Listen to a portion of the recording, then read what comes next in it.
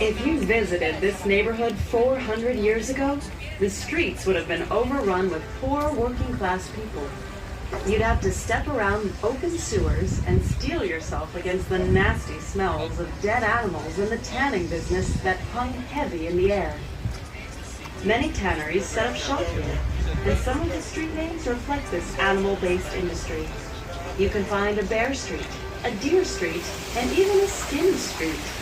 In general, though, it was the cow, and sometimes the goat or hare, whose skins were tanned, and these were used to make shoes, saddles, and many other items.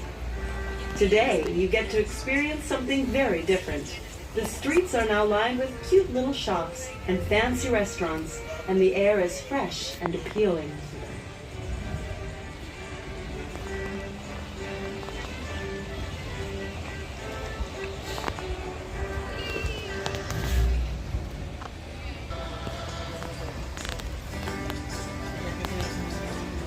As we pass by these richly decorated canal houses, there's so much to notice.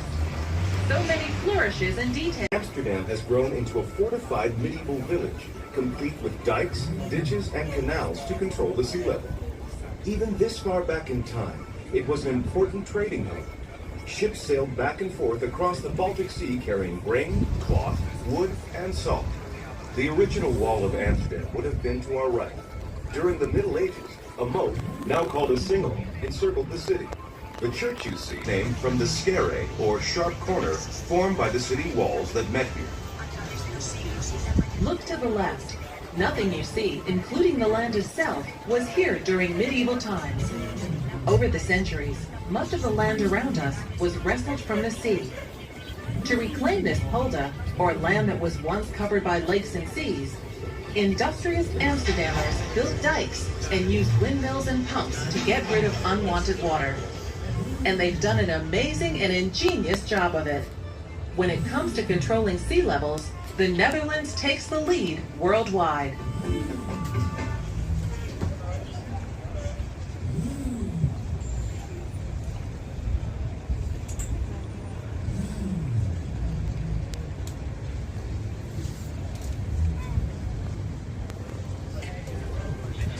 The building with flags atop it is the former Scheepvaarthuis, or shipping house. A group of shipping companies ran their businesses from here. This early 20th century built statues of Neptune, his wife, and 4 figures that represent the points of the compass. The building is decorated inside and out with all kinds of nautical symbols, anchors, ships, and famous Dutch mariners. It's now a 5-star luxury hotel.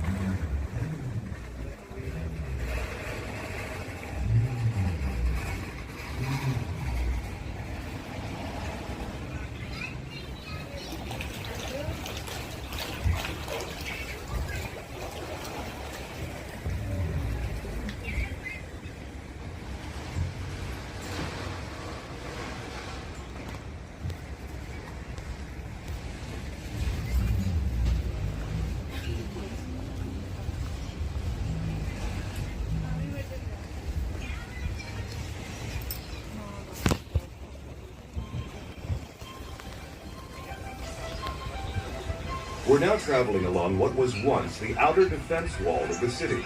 The original city boundary was to the right, to the left, salt marsh and the North Sea. The red brick tower coming up ahead of us is the medieval Montelbaanstor. An ideal lookout for sighting potential invaders, it was built to protect the city's shipyards, wharves, and warehouses from attack. From here, Dutch soldiers armed with longbows, crossbows, and early firearms called arquebuses kept watch over the wide expanses below. The tower's white spire and clocks were added a century later. They were designed by Hendrik de Keyser, an architect whose work can be seen around Amsterdam, and who you're certain to hear more about on this cruise. The clocks couldn't keep time, and the tower's bells rang out randomly, so locals gave it the nickname Silly Jack. Not long after the spire and clocks were added, the tower began to lift to one side. With some effort, it was pulled to rights. You might be wondering why so many buildings in a city tip to one side or the other. The ground in Amsterdam, a mix of peat, sand, and soil, is very soft. Because of this, buildings were generally designed to be as light as possible. None were very tall, and they often had lots of windows. For stability, they were built on a bed of wooden piles driven as deep as 15 meters, that's 45 feet, into the ground. But if these piles were exposed to the air, they began to rot, and the buildings they supported sank and shifted. Today, water levels in and around the city are carefully controlled to minimize rotting. When new piles are needed, they're made of concrete. So here are the doors of the locks. Usually they are opened, but once a year, when it's freezing, now actually that's wrong. Sometimes when it's freezing, it's not freezing every year anymore, then the doors are.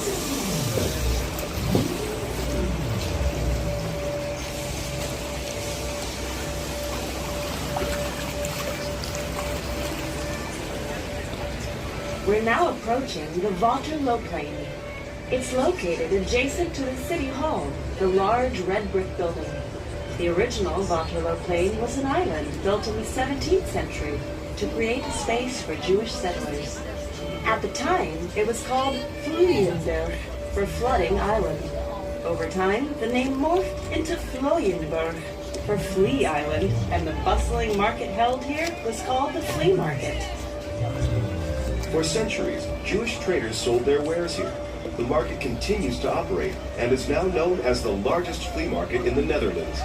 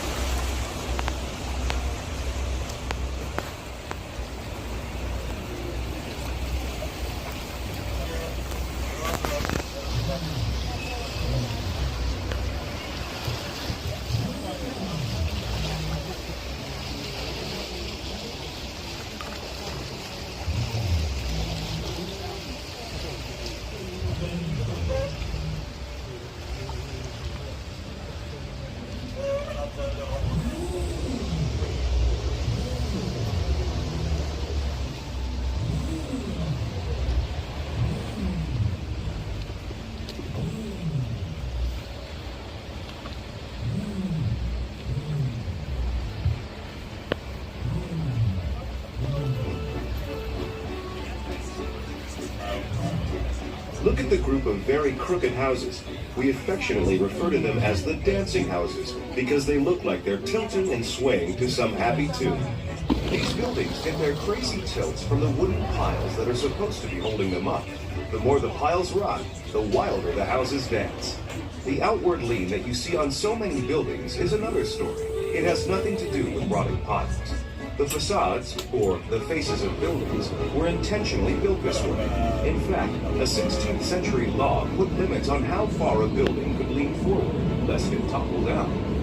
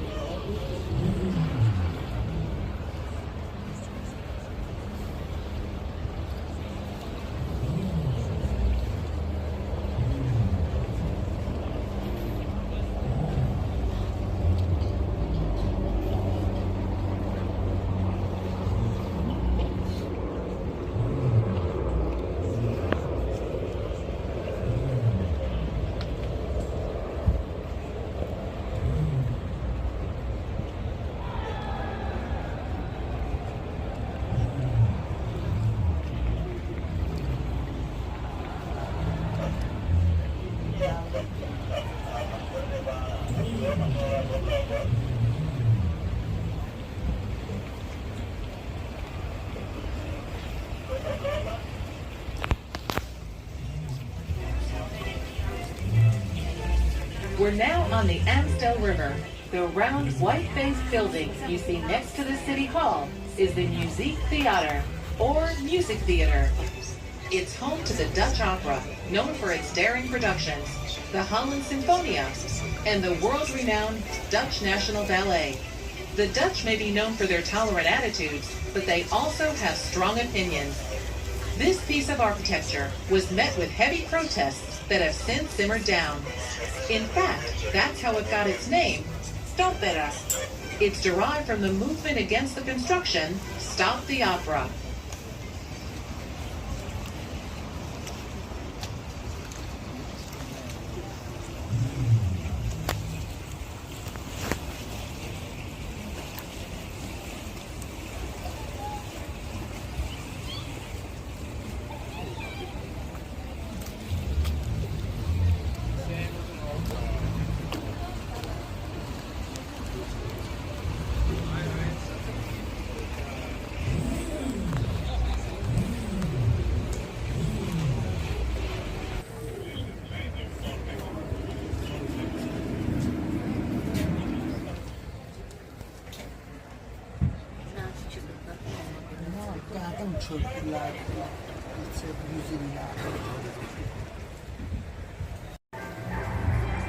While nobles ruled elsewhere in Europe, here in Amsterdam, it was the self-made merchants.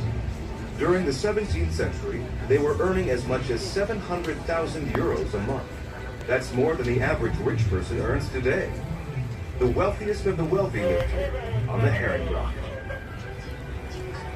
Today, almost all of these mansions are used for business, as people can no longer afford to live in them. An exception is the city's mayor, whose official residence